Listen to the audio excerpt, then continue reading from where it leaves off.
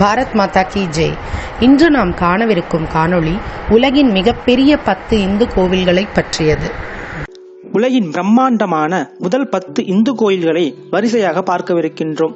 பட்டியலில் முதலிடத்தில் இருப்பது பசுபதிநாதர் திருக்கோயில். இக்கோயிலின் அமைவிடம் நேபாளம் நாட்டின் தலைநகரான காத்மண்டுவின் கிழக்கு பகுதியில் பாக்மதி ஆற்றின் கரையில் அமைந்துள்ளது.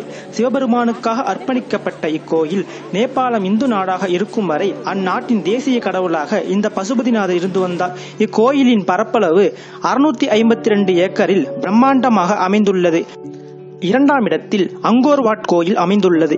இக்கோயில் கம்போடியாவில் அமைந்துள்ளது.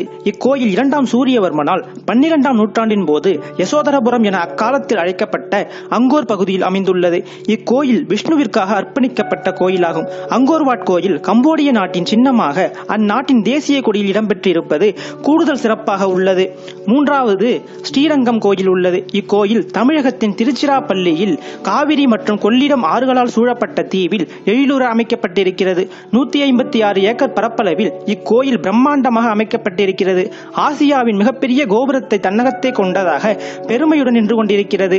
நான்காவதாக அக்ஷர்தாம் கோவில் பாரதத்தின் தலைநகரான டெல்லியில் கலைநயத்துடன் அமைக்கப்பட்டுள்ளது. இக்கோயில் சுவாமி நாராயண் கோயில் எனவும் அழைக்கப்படுகிறது. இந்த நூற்றாண்டில் எழுப்பப்பட்ட மிகப்பெரிய கோயிலாகவும் பிரம்மாண்டமான வளாகத்தையும் பண்டைய புராதன இந்தியாவின் சிற்பக்கலைகளை பறைசாற்றும் விதமாகவும் எழிலுற அமைக்கப்பட்டிருக்கிறது. இக்கோயில் 100 ஏக்கர் பரப்பளவில் அதிசயத்தக்க வகையில் இந்த நூற்றாண்டில் எழுப்பப்பட்டிருக்கிறது.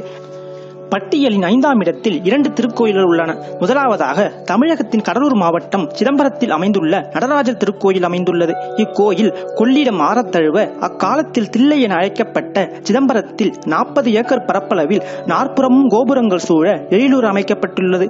சமயக்குறவர்கள் 4வராலும் பாடல் பெற்ற பெருமையை உடையது இக்கோயில். காவிரி வடகரை தலமாக திகழக்கூடிய இக்கோயில் பூலோக கைலாசம் என்றும் அழைக்கப்படுகிறது. மனித உடலின் வடிவமைப்பில் அமைக்கப்பட்டிருக்கக்கூடிய இக்கோயிலானது ஒரு மனிதனின் இடப்புறத்தில் இதயம் இருப்பதை போன்றே மூலவர் விக்கிரகம் அமைந்திருக்கக்கூடிய கருவறையும் நடுவில் இல்லாது இடப்புறம் அமைந்துள்ளது. ஒரு மனிதன் ஒரு நாளைக்கு சுவாசிக்கும் எண்ணிக்கையாக 21,600 தங்க ஓடுகளால் வேயப்பட்டிருக்கிறது. மனிதருக்குள் 72,000 நாடி நரம்புகள் ஓடுகின்றன. அதை குறிக்கும் விதமாக 72,000 ஆணிகள் ஓடுகளில் அடிக்கப்பட்டிருக்கிறது. இதய துடிப்பே நடராஜரின் நடன அசைவாக உருவகப்படுத்தப்பட்டிருக்கிறது. விஞ்ஞான மெய்ஞான ஊற்றாக இக்கோயில் அமைந்திருக்கிறது. இக்கோயிலை பற்றி பேச வேண்டுமானால் ஒரு பதிவில் கூற இயலாது. அவ்வளவு சிறப்புகளை உள்ளடக்கிய ரகசிய பூமியாய் இச்சிதம்பரம் உள்ளது. அடுத்து பேலூர் மாத் என்று அழைக்கப்படக்கூடிய ராமகிருஷ்ணா கோயில் மேற்கு வங்க மாநிலத்தில் அமைந்துள்ளது. இக்கோயிலும் 40 ஏக்கர் பரப்பளவில் பிரம்மாண்டமாக நிறுவப்பட்டிருக்கிறது.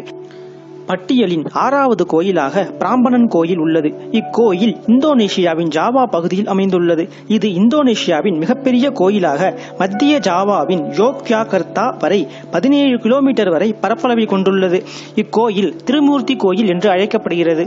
9ஆம் நூற்றாண்டில் சிவபெருமானுக்காக எழுப்பப்பட்ட இக்கோயில் சமயங்களை ஒன்றிணைக்கும் விதமாக பிற்காலத்தில் விஷ்ணுவிற்கும் பிரம்மனுக்கும் தனித்தனியாக ஆலயம் எழுப்பப்பட்டு மும்மூர்த்தி கோயில் என்று அழைக்கப்பட்டு வருகிறது. இது மட்டுமன்றி கோவிலை சுற்றி 240க்கும் மேற்பட்ட சிறு சிறு கோயில்களும் எழிலுற அமைக்கப்பட்டுள்ளது. யுனெஸ்கோவின் பாரம்பரிய சின்னமாக இக்கோயில் பாதுகாக்கப்பட்டு வருகிறது. வரலாற்றில் 15ஆம் நூற்றாண்டில் முகலாய படையெடுப்புகளால் பேரழிவை சந்தித்த இக்கோயில் 16ஆம் நூற்றாண்டில் ஏற்பட்ட நிலநடுக்கத்தாலும் நிலைகுலைந்து காலப்போக்கில் காடுகளில் மறைந்து போனது. இக்கோயில் 19ஆம் நூற்றாண்டில் டச்சுக்காரர்களால் மீள் உருவாக்கம் செய்யப்பட்டது. 75% பணி நிறைவடைந்து விட்டாலும் ஏனோ சிறு சிறு கோயில்கள் கட்டப்படாமல் கைவிடப்பட்டிருந்தது. இந்தோனேஷியாவிற்கு மிக பெரும் சுற்றுலா வருமானத்தை ஈட்டித்தரும் கோயிலாக இப்பிராம்பணன் கோயில் உள்ளது. ஆண்டிற்கு 8 லட்சத்திற்கும் மேற்பட்ட சுற்றுலா பயணிகளை தன்னகத்தை ஈர்ப்பது இக்கோயிலின் கூடுதல் சிறப்பாக உள்ளது. 7ஆம் இடத்தில் திருவண்ணாமலை அருணாச்சலேஸ்வரர் கோயில் அமைந்துள்ளது. இக்கோயில் 25 ஏக்கர் பரப்பில் மிக பிரம்மாண்டமாக அமைந்துள்ளது. 9 மற்றும் 10ஆம் நூற்றாண்டுகளில் இக்கோயில் பிரமிக்கத்தக்க வகையில் உருவாக்கப்பட்டதாக வரலாறு கூறுகிறது. அருணாச்சலேஸ்வரர் கோயில் 25 ஏக்கர் பரப்பளவில் வியக்கத்தக்க வகையில் அமைக்கப்பட்டுள்ளது. 8வது இடத்தில் ஜம்புகேஸ்வரர் கோயில் அமைந்துள்ளது. இக்கோயில் தமிழகத்தின் திருச்சிராப்பள்ளி மாவட்டத்தில் திருவானைக்காவில் எழிலூர் அமைக்கப்பட்டுள்ளது. ஜம்புகேஸ்வரர் கோயில் 18 ஏக்கர் பரப்பளவில் கலைநயத்துடன் அமைக்கப்பட்டுள்ளது. 9வது இடத்தில் மதுரை மீனாட்சி அம்மன் ஆலயம் அமைந்துள்ளது. பாண்டிய மன்னர்களால் எழுப்பப்பட்டு பல்வேறு மன்னர்களால் திருப்பணி செய்யப்பட்ட இக்கோயில் 17.3 ஏக்கர் பரப்பில் சிறப்புற அமைக்கப்பட்டுள்ளது. இத்தலம் முக்கிய சிவத்தலம் மட்டுமல்லாது 51 சக்தி பீடங்களில் முக்கியமான ராஜமாதங்கி சியாமலா பீடம் என்றும் அழைக்கப்படுகிறது. உலகிலேயே அதிக சிற்பங்களை கொண்ட கோயிலாகவும் யுனெஸ்கோவால் அங்கீகரிக்கப்பட்ட கோயிலாகவும் திகழ்வது கூடுதல் சிறப்பு. இங்குதான் சங்கத்தமிழ் புலவர்கள் தங்கள் நூல்களை அரங்கேற்றிய சங்கப்பலகை இருந்தது. இங்கு மீனாட்சி அம்மனின் விக்கிரகம் மரகதக்கல்லால் வடிவமைக்கப்பட்டிருப்பது கூடுதல் சிறப்பாக திகழ்கிறது. மற்றும் ஒரு தனிச்சிறப்பாக பாண்டிய ராணியாக மீனாட்சி அம்மையே அரசாண்டதை கொண்டாடும் விதமாக சித்திரை திருவிழாவில் முடிசூடும் வைபவமாக இன்று வரை கொண்டாடப்பட்டு வருகிறது. 10வது இடத்தில் தமிழகத்தில் புதியதாக உதயமாகியுள்ள மயிலாடுதுறை மாவட்டத்தில் அமைந்துள்ள வைத்தீஸ்வரன் கோயில் இடம்பெற்றுள்ளது. இக்கோயில் 15 ஏக்கர் பரப்பில் கலைநயத்துடன் அமைக்கப்பட்டுள்ளது. தீராத நோய்களையும் தீர்த்து வைக்கும் தலமாக இந்த வைத்தீஸ்வரன் திருக்கோயில் வழங்கப்பட்டு வருகிறது. செவ்வாயான அங்காரகனின் பிணி நீக்கிய தலமாக கருதப்படுகிறது. காவிரி வடகரை தலமாக தேவார பாடல் பெற்ற தலமாக விளங்கி வருவது இந்த வைத்தீஸ்வரன் திருக்கோயில். இங்கு இருக்கக்கூடிய முத்துக்குமார சுவாமி பெருமை பெற்றவர். பக்தி இலக்கியங்களிலும் திருப்புகளிலும் குமரகுருபரரின் பிள்ளை தமிழிலும் கூட இந்த முருகன் மீது பாடல்கள் பாடப்பட்டிருப்பது தனிச்சிறப்பாக கருதப்படுகிறது.